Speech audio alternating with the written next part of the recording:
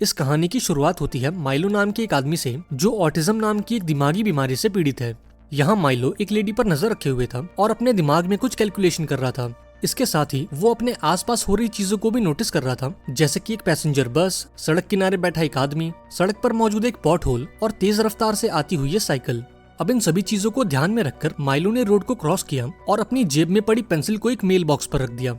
अब माइलो के ऐसा करने से वहाँ एक चेन रिएक्शन की शुरुआत हो गई और जब एक टैक्सी उस पॉटहोल से गुजरी तो पानी के छींटों के चलते वो पेंसिल जमीन पर गिर गई। अब जमीन पर गिरी इस पेंसिल को देखकर सड़क किनारे बैठा ये आदमी उसे उठाने गया, पर अगले ही पल वो साइकिल वाला इस आदमी से टकरा गया और यहाँ एक छोटा सा एक्सीडेंट हो गया। अब इस हादसे के चलते बस में मौजूद ड्राइवर का ध्यान भटक गया और उसने ये नहीं देखा कि सिग्नल पर रेड लाइट जल चुकी है। इस लापरवाही के चलते बस ने उस लेडी को टक्कर मार दी जिस पर माइलो नजर रखे हुए था, और इस तरह से माइलो ने अपनी कैलकुलेशन के दम पर एक खून कर दिया और उसे बड़ी चालाकी से एक हादसा बना दिया। अब अगले सीन में हम ओलिविया नाम की एक लड़की को देखते हैं जो FBI के फ्रिंज डिपार्टमेंट में काम करती है। आज ओलिविया काफी दिनों बाद काम पर लौटी है क्योंकि पिछले मिशन के दौरान उसके सर में थोड़ी चोट आ गई थी और इसलिए ओलिविया को एक लंबी छुट्टी पर भेजा गया था। अब जब ओलिविया हेडक्वार्टर्स पहुंची तब चार्ली नाम के एक दूसरे ऑफिसर ने उसका वेलकम किया। चार्ली इन सभी का हेड है और इस पूरे डिपार्टमेंट का सुपरवाइजर भी। इसके बाद हम FBI के चीफ बिशप को देखते हैं जो अपने ऑफिस में किसी से बातें कर रहा था। अब यहाँ यह खुलासा होता है कि ओलिविया एक असली इंसान नहीं बल्कि एक क्लोन है और उसे दूसरे यूनिवर्स से बुलाया गया है। चीफ ने ऐसा इसलिए किया था क्योंकि पिछले मिशन के दौरान ओलिविया की जान चली गई थी। अब चूंकि ओलिविया उनकी सबसे बेस्ट एजेंट थी इसलिए चीफ उसे खोना नहीं चाहता था और इसलिए उसने एक क्लोन के अंदर ओलिविया की सारी यादें डाल दी और उसे फिर से जिंदा कर दिया। अब थोड़ी देर बाद डिपार्टमेंट के लोगों को उस हादसे की खबर लगी जहां एक बस ने एक औरत को टक्कर मार दी थी। यहाँ चार्ली सभी को बताता है कि पिछले एक हफ्ते में ऐसे हादसों की खबरें 2 बार आ चुकी हैं और हो ना हो इसके पीछे जरूर किसी इंसान का हाथ है। अब थोड़ी देर बाद ये सभी उस लोकेशन पर पहुंचे और वहाँ मौजूद लोगों से पूछताछ करने लगे। इस इन्वेस्टिगेशन को लीन नाम का एक ऑफिसर लीड कर रहा था जिसका चेहरा पूरी तरह से जला हुआ था। यहाँ चार्ली ने उस डेड बॉडी की जांच की और उसके फिंगरप्रिंट से ये पता लगाया कि मरने वाली औरत का नाम जूलियन फॉस्टर है। वहीं दूसरी तरफ ओलिविया ने उस बस ड्राइवर से कुछ पूछताछ करी जिस पर ड्राइवर ने उसे बताया कि उसके आज तक के करियर में उसने एक छोटे से जानवर तक को नहीं मारा और वो खुद भी हैरान है कि उससे इतनी बड़ी गलती कैसे हो गई। इधर जांच के दौरान ली को क्राइम सीन पर वो पेंसिल दिखाई दी जो उसे पूरी तरह से हैरान कर गई। अब थोड़ी पूछताछ करने पर यह बात पता लगी कि सड़क किनारे बैठा वो आदमी इसी पेंसिल को उठाने गया था और इसी बीच उसकी टक्कर उस साइकिल वाले से हो गई। अब ये सुनकर ली समझ गया कि इस पूरे फसाद की जड़ ये पेंसिल है और इसी ने उस चेन रिएक्शन की शुरुआत की होगी जिसके चलते उस औरत की मौत हो गई। इसके बाद ये सभी लोग हेडक्वार्टर्स पहुंचे जहां ली और चार्ली पिछले हफ्ते हुए हादसों में कोई कनेक्शन ढूंढने की कोशिश करने लगे।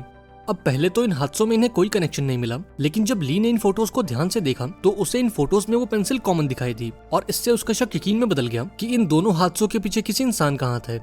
इसके बाद ली और चार्ली ने एस्ट्रिड नाम की एक लेडी को बुलाया जो इस फ्रिंज डिपार्टमेंट की एक मैथमेटिशियन है। यहाँ एस्ट्रिड सभी को बताती है कि एक ऐसे चेन रिएक्शन को जन्म दे पाना और उसे अपने फेवर में इस्तेमाल करना किसी भी इंसान के लिए इम्पॉसिबल है। लेकिन अभी वो कुछ और कहती कि तभी इन लोगों को एक और हादसे की खबर मिलती है। खबर मिलते ही ये सभी फौरन उस लोकेशन पर पहुंचे जहां इन्होंने देखा कि इस बार इनका विक्टिम जिंदा बच गया है। अब पूछताछ करने पर यह खुलासा हुआ कि एक छोटा सा कुत्ता अचानक से बस के सामने आ गया जिससे ये बस आउट ऑफ कंट्रोल हो गई। अब इस पूछताछ के दौरान ओलिविया की नजर उस लुढ़कती हुई पेंसिल पर गई और वो फौरन समझ गई कि ये चेन रिएक्शन अभी खत्म नहीं हुआ है। अब जब ओलिविया ने आसपास अपनी निगाहें दौड़ाई तब उसे ब्रिज पर खड़ा माइलो दिखाई दिया। ओलिविया देखती है कि माइलो रोड के उस पार एक आदमी को देख रहा है जो हेडफोन लगाए रोड को क्रॉस करने की कोशिश कर रहा था, पर तभी सामने से आ रही एम्बुलेंस ने इसे टक्कर मार दी और इस आदमी की मौके पर ही मौत हो गई। ये देखते ही ओलिविया ने अपने टीम मेंबर्स को इसकी सूचना दे दी और फौरन माइलो की ओर भागी। अब ओलिविया को अपनी तरफ आता देख माइलो ने कुछ हिसाब किताब लगाया और पास में पड़ी एक साइकिल को पुल से नीचे फेंक दिया। अब माइलो के ऐसा करते ही सामने से आ रही बस ने अपना रास्ता बदल दिया और सीधा उस ब्रिज की तरफ बढ़ने लगा जिसके ऊपर माइलो खड़ा था। इधर ओलिविया भी ब्रिज के ऊपर पहुंची और माइलो के सर पर अपनी बंदूक तान दी, लेकिन अभी वो कुछ कर पाती उससे पहले माइलो ने इस ब्रिज से जंप लगा दी और सीधा उस बस के ऊपर जा गिरा।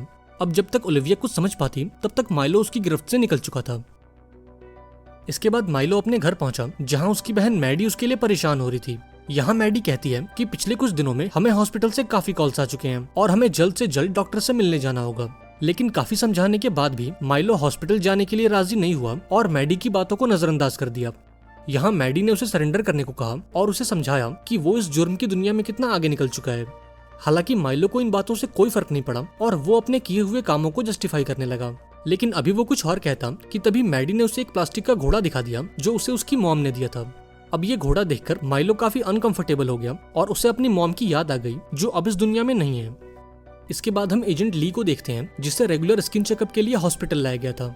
अब चेंबर में जाने से पहले ली ओलिविया से कहता है कि तुम उन तीनों लोगों के बीच कोई कनेक्शन ढूंढो जो इन हादसों में मारे गए हैं। अब इन बातों को ध्यान में रखकर ओलिविया अपने हेडक्वार्टर्स पहुंची और इन तीनों विक्टिम्स के बीच कोई कनेक्शन ढूंढने की कोशिश करने लगी। अब थोड़ी जांच के बाद ओलिविया को यह पता चला कि जो 3 लोग उन हादसों में मारे गए थे वो सभी एक ही हॉस्पिटल में काम करते हैं। इसके बाद ओलिविया ने ये सारी जानकारी चार्ली को दी और ये दोनों फौरन उस हॉस्पिटल में पहुंच गए। यहाँ ओलिविया की नजर कुछ मरीजों पर गई जो सेम टू सेम वही पेंसिल यूज कर रहे थे जो उन्हें क्राइम सीन पर मिली थी। थोड़ी देर बाद ये दोनों डॉक्टर लेविन से मिले और उन्हें उन तीनों विक्टिम्स की तस्वीर दिखाई। डॉक्टर लेविन ने उन तीनों लोगों की पहचान की और ओलिविया को बताया कि ये तीनों लोग इसी हॉस्पिटल में काम करते थे और एक खास एक्सपेरिमेंट का हिस्सा थे। इस एक्सपेरिमेंट के तहत हम दिमागी रूप से बीमार लोगों का इलाज करते हैं और एक खास दवाई के जरिए हम उनकी मेंटल आईक्यू को बढ़ा देते हैं और फिर इस प्रोसेस को रिवर्स करके हम उनकी मेंटल आईक्यू को नॉर्मल कर देते हैं। इसके बाद डॉक्टर ने उन्हें कुछ पेशेंट की वीडियोस दिखाई और इन वीडियोस में ओलिविया ने माइलो को नोटिस किया। अब डॉक्टर लेविन ने बताया कि माइलो भी उनका एक पेशेंट है और इस एक्सपेरिमेंट का एक हिस्सा है। एक्सपेरिमेंट के बाद माइलो को उसकी बहन की देखभाल में घर भेजा गया और 1 हफ्ते बाद दोबारा से हॉस्पिटल आने को कहा गया ताकि इस एक्सपेरिमेंट को रिवर्स करके उसकी दिमागी हालत को नॉर्मल किया जा सके। पर जब 1 हफ्ते बाद हॉस्पिटल स्टाफ ने उसे कॉल किया तो उसने वापस आने से मना कर दिया और अपना फोन स्विच ऑफ कर लिया। अब माइलो की बहन का पता लगते ही ओलिविया और चार्ली ने उससे मिलने का फैसला किया और फौरन हॉस्पिटल के बाहर आ गए। लेकिन वो इस बात से अनजान थे कि माइलो ओलिविया की हर एक मूवमेंट को ऑब्जर्व कर रहा है और इन मूवमेंट्स में दिखने वाले पैटर्न को एनालाइज करके उसके अगले मूव को जानने की कोशिश कर रहा है। अब थोड़ी देर बाद ओलिविया और चार्ली माइलो के घर पहुंचे जहां उनकी मुलाकात मैडी से हुई। उन्होंने मैडी से माइलो के बारे में पूछा, जिस पर मैडी ने जवाब दिया कि उसे माइलो के बारे में कुछ नहीं पता। अब यहाँ इन दोनों को शक हो गया कि मैडी जरूर उनसे कुछ छुपा रही है, इसलिए ओलिविया ने उसे माइलो के किए मर्डर्स के बारे में बताया और उसे समझाया कि माइलो का आजाद घूमना कितना खतरनाक हो सकता है। इस बातचीत के दौरान जब चार्ली घर की तलाशी ले रहा था तब ओलिविया ने मैडी को अपनी बहन के बारे में बताया जो अब इस दुनिया में नहीं है। ये सुनकर मैडी को काफी बुरा लगा क्योंकि कुछ महीनों पहले ही उसने भी अपनी मॉम को खोया था। अब इस मिलते जुलते हालात ने मैडी के दिल में हमदर्दी भर दी और उसने ओलिविया को माइलो के बारे में कुछ जानकारी दी।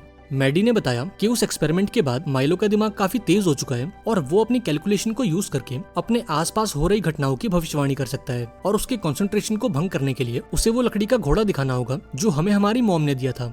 इसके बाद मैडी ने ओलिविया को एक लिफाफा दिया जिसके अंदर उस होटल का एड्रेस था जहाँ माइलो पिछले कुछ दिनों से रुका हुआ है। यहाँ मैडी ने ओलिविया से कहा कि अब वो ये घर छोड़कर जा रही है क्योंकि वो माइलो की इन हरकतों से तंग आ चुकी है। अब एड्रेस मिलते ही ओलिविया और चार्ली उस होटल की तरफ निकल गए जहां माइलो पिछले कुछ दिनों से छुपा बैठा है। वहीं दूसरी तरफ हम माइलो को देखते हैं जो होटल की खिड़की पर खड़े होकर कुछ कैलकुलेशन कर रहा था। वो अपने सामने मौजूद कंस्ट्रक्शन एरिया को देख रहा था जहां लो ऑक्सीजन लेवल का बोर्ड लगा हुआ था। दरअसल इस कंस्ट्रक्शन एरिया में धूल मिट्टी काफी ज्यादा थी और यहाँ सांस लेने के लिए एक ऑक्सीजन पंप की जरूरत थी। अब माइलो ने अपनी कैलकुलेशन करी और ओलिविया को जान से मारने का प्लान बनाया। माइलो का प्लान ये था कि वो ओलिविया को इस कंस्ट्रक्शन एरिया तक लाएगा और जब ओलिविया ऑक्सीजन ब्रेक लेगी तब वो सीमेंट की ब्लॉक्स को उसके ऊपर गिराकर उसे जान से मार देगा। अब माइलो की भविष्यवाणी के हिसाब से ओलिविया और चार्ली उस होटल तक पहुंचे जहां ओलिविया की नजर माइलो पर गई जो कि सड़क के उस पार खड़े होकर इनका इंतजार कर रहा था। अब ओलिविया को देखते ही माइलो उस कंस्ट्रक्शन एरिया की तरफ भागा और ये देखकर ओलिविया भी उसका पीछा करने लगी। अब ओलिविया जो कि एक क्लोन है और एक दूसरे यूनिवर्स से आई है, वो इस लो ऑक्सीजन लेवल के साइन बोर्ड को समझ नहीं पाई और बिना ऑक्सीजन पंप लिए उस कंस्ट्रक्शन एरिया में चली गई। अब ओलिविया के ऐसा करने से माइलो की सारी कैलकुलेशन गलत हो गई और जिन ब्लॉक्स के नीचे दबाकर वो ओलिविया को मारना चाहता था ओलिविया उनसे भी बच निकली। अब अपनी कैलकुलेशन को गलत होता देख माइलो पूरी तरह से शॉक हो गया और अंत में ओलिविया के हाथों पकड़ा गया। लेकिन पर्याप्त ऑक्सीजन न मिलने के चलते ओलिविया को सांस लेने में तकलीफ होने लगी और वो सीधा जमीन पर जा गिरी। ये देखकर माइलो ने भागने की कोशिश की लेकिन लास्ट मोमेंट पर चार्ली वहाँ पहुँच गया। यहाँ उसने माइलो पर अपनी बंदूक तान दी और ओलिविया को ऑक्सीजन देकर उसकी जान बचाई। अब इस पूरी भागदौड़ के बाद चार्ली ने ओलिविया से पूछा कि तुम बिना ऑक्सीजन पंप लिए उस एरिया में क्यों चली गई। इस पर ओलिविया ने जवाब दिया कि माइलो को पकड़ने की जल्दबाजी में उसका ध्यान उस साइन बोर्ड पर गया ही नहीं, जबकि सच्चाई तो ये है कि ओलिविया उस साइन बोर्ड को देखकर भी समझ नहीं पाई क्योंकि वो एक क्लोन है और ये साइन बोर्ड उसके लिए बिल्कुल नया है। अब आखिरी सीन में हम माइलो को देखते हैं जो कि एक आइसोलेटेड चेंबर में बंद था और एक सुपर कंप्यूटर से बातें कर रहा था। डॉक्टर्स का कहना था कि माइलो का दिमाग इतना एडवांस हो चुका है कि उसके विचारों को समझ पाना किसी भी इंसान के लिए इम्पॉसिबल है।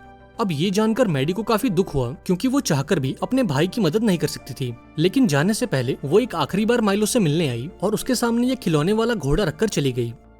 आई होप आपको ये कहानी पसंद आई होगी। अगर वीडियो अच्छी लगी हो तो इसे लाइक कर देना और चैनल को भी सब्सक्राइब कर देना। मिलते हैं अगली वीडियो में, पर तब तक के लिए be safe and keep chilling.